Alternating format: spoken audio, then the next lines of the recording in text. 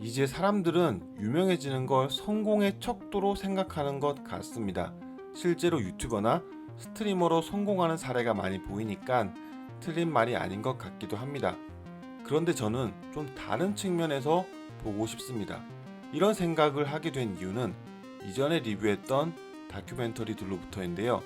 먼저 저는 유튜버 같은 1인 방송으로 채널을 성공시키려면 자신이라는 캐릭터를 활용하는 게 압도적으로 유리하다고 생각합니다. 영상에서 캐릭터의 중요성은 두말할 게 없습니다. 어쩔 땐 그냥 재밌는 캐릭터 하나가 지루한 다큐에서 혼자 재미를 뽑아내기도 합니다. 그런데 지금같이 모든 것이 연결되는 시대, 그리고 누구나 자기 채널을 열고 방송을 할 수 있는 시대에서 유명해지는 것의 반대급부도 생각할 필요가 있는 것 같습니다.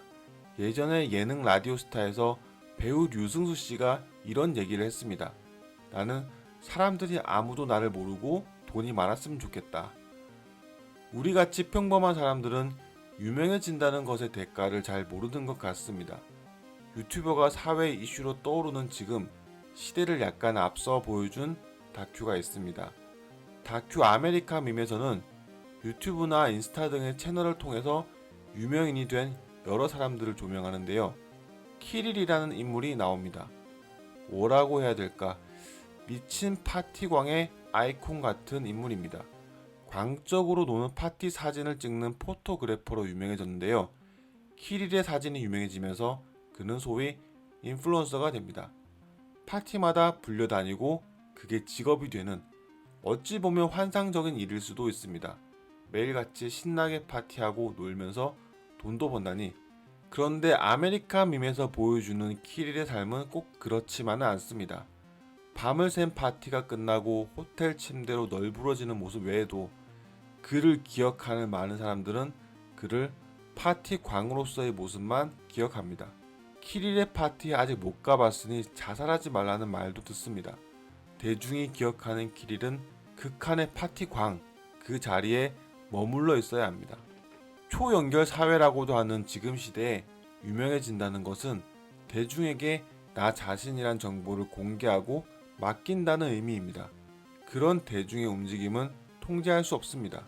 나란 개인의 프라이버시를 일정 부분 희생해야 하지만 그것으로 본인의 채널을 더 재밌게 만들거나 어떤 키워드와 연결되는 사람으로 더 쉽게 유명해질 수 있다는 건 일종의 비용으로 생각할 수 있습니다.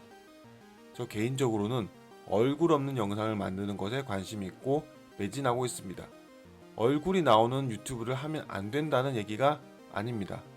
내 개인이란 캐릭터를 공개하는 것은 비용이고 그 비용 이상으로 성과를 낼 수 있다면 의미가 있겠지만 불확실성이 매우 큰 유튜브란 세계에서 너무 쉽게 개인이란 캐릭터를 소비하는 건 신중할 필요가 있다고 생각합니다.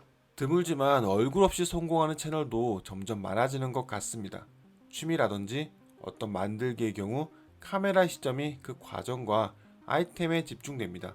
주로 말하는 영상이라고 하더라도 바스트샷 위주로 나오는 채널도 정보가 좋다면 사람들은 익숙하게 보기 시작하는 것 같습니다. 그 외에도 다양한 새로운 방법으로 영상들이 쏟아지고 사람들은 선입견 없이 보고 싶으면 보고 재미없으면 보지 않습니다. 물론 스피커가 등장해서 말하는 형태의 영상이 편집도 훨씬 쉽고 캐릭터를 등장시켜서 가장 쉽게 기본적인 재미를 뽑을 수 있는 방법이라고 생각합니다. 단지 그 비용을 따져볼 필요가 있다는 얘기입니다. 예전 리뷰 영상에도 적었지만 어쩌면 누구나 한 번쯤 짧게 유명해지는 시대가 될지도 모릅니다.